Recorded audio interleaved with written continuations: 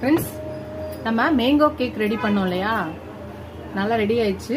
ஆறிடுச்சு. எடுத்து தட்டில் மாற்றி வச்சாச்சு. இப்போ நம்ம கட் பண்ணிக்கலாம்.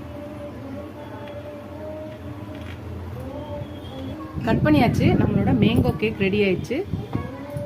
சுஜி மேங்கோ கேக்கு ரொம்ப சாஃப்டாகவும் இதுவாகவும் இருக்குது. நீங்களும் ட்ரை பண்ணி பாருங்கள். டேஸ்ட்டாக சூப்பராக இருக்குது.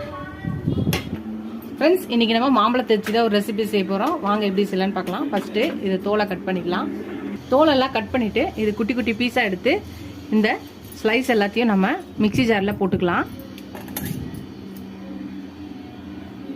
இதை நம்ம பேஸ்ட்டாக அரைச்சி எடுத்துகிட்டு வந்துடலாம். நம்ம மாம்பழம் பேஸ்ட்டாக எடுத்து வச்சாச்சு. இது இருக்கட்டும் ஒரு பக்கம். ஒரு பவுல் எடுத்துக்கலாம். இப்போ இதில் 1/4 கிலோ ரவை எடுத்துக்கலாம். 1/4 கிலோ ரவை எடுத்துக்கலாம். அதுக்கு 100 கிராம் சர்க்கரை, 1 கப்பு சர்க்கரை போட்டுக்கலாம். ஒரு 4 டேபிள் ஸ்பூன் மைதா போட்டுக்கலாம். இப்போ இதில் நம்ம மாம்பழத்தை ஊற்றிக்கலாம்.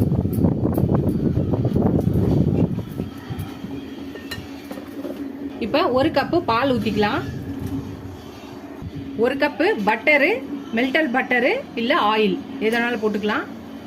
1 கப்பு 1 ஸ்பூன் பேக்கிங் பவுடர் போட்டுக்கலாம். 1/2 ஸ்பூன் பேக்கிங் சோடா. இப்போ இதெல்லாத்தையும் நல்லா மிக்ஸ் பண்ணிக்கலாம்.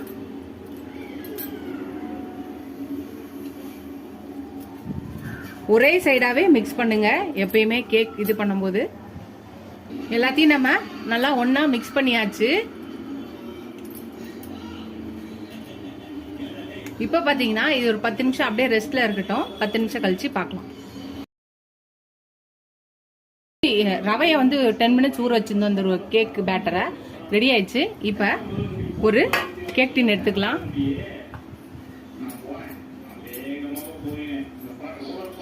இதில் இதை நம்ம ஊற்றிக்கலாம்.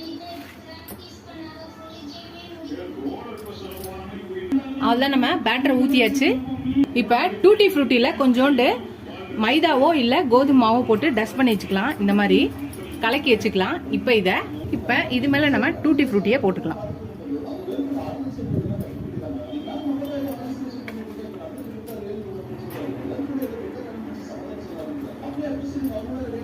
போட்டுட்டு இதை கொஞ்சம் டேப் பண்ணிக்கலாம்.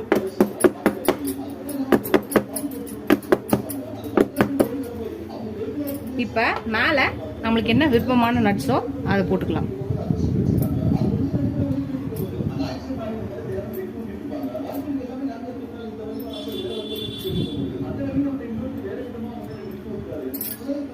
இப்போ கொஞ்சோண்டு நான் ரோஸ் பெட்டல்ஸ் போட்டுக்கிறேன். விருப்பப்பட்டா போடலாம், வேணானா இதை ஸ்கிப் பண்ணிக்கலாம். ஃப்ளேவர் நல்லா இருக்கும், கலர்ஃபுல்லாகவும் இருக்கும். எல்லோ வித் பிங்க் நைஸ் காம்பினேஷனில். ஸோ எல்லாம் போட்டாச்சு. இதை எடுத்து இப்போ நம்ம பேக் பண்ணிட வேண்டியதான். கொஞ்சம் முந்திரியை வச்சுருக்கேன். உங்களுக்கு என்னென்ன நட்ஸ் வேணுமோ அதெல்லாம் போட்டு டெக்கரேஷன் பண்ணிக்கலாம். நம்ம விருப்பம் தான். இப்போ ஒரு கடாயில் நான் உள்ள ஒரு பிளேட் வச்சு ப்ரீஹீட் பண்ணியிருக்கேன். இப்போ இதில் இந்த கேக் டின் எடுத்து வச்சிடலாம். உள்ள வச்சாச்சு. இப்போ திருப்பியும் க்ளோஸ் பண்ணிடலாம். இது கரெக்டாக ஒரு 30 to 45 மினிட்ஸ் இருக்கட்டும். ஃபர்ஸ்ட் 30 மினிட்ஸ்க்கு அப்புறம் பாருங்க வெந்துடுச்சான்னு. வெந்துடுச்சுன்னா ஒரு டூத் பிக்கோ இல்லை கத்தியோ வச்சு பாருங்க. ஒட்டாத வந்துடுச்சுன்னா வெந்துடுச்சுன்னு அர்த்தம். இல்லைன்னா ஒரு 10 நிமிஷம் வச்சு எடுக்கலாம். ஃப்ரெண்ட்ஸ், லைட்டாக சொதப்பிக்கிச்சு. நான் கேக் டின்னுக்கு அதிகமாக போட்டேன். எப்பயுமே முக்கால்வாசி தான் போடணும். அந்த பேட்டர் அதிகமாக போட்டனால லைட்டாக சொதப்பிக்கிச்சு. பட் ஆனால் டேஸ்ட் நல்லாவே இருக்குது. நீங்களும் அதே தப்பு பண்ணாமல் கரெக்டாக முக்கால்வாசி ஊற்றி ட்ரை பண்ணுங்கள். கேக் ரெடி ஆயிடுச்சு. ஆறிச்சு எடுத்து வச்சாச்சு. கட் பண்ணியாச்சு. நம்மளோட மேங்கோ கேக் ரெடி ஆயிடுச்சு. ரொம்ப சாஃப்டாகவும் ட்ரை பண்ணி பாருங்கள். டேஸ்ட்டாக சூப்பராக இருக்குது.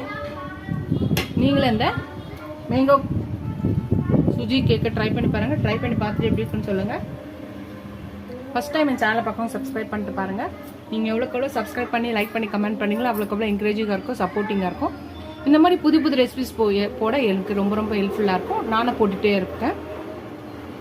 கொஞ்ச நாளாக வீடியோஸை நிறைய பேர் நல்லா சரியாக பார்க்கறதில்ல, ஏன்னு தெரியல. ப்ளீஸ் எல்லாரும் ஃபுல்லாக பாருங்கள், ஸ்கிப் பண்ணாமல் பாருங்கள். இதோட அடுத்த ரெசிபியில் பார்க்கலாம். டாடா பாபா ஃப்ரெண்ட்ஸ்.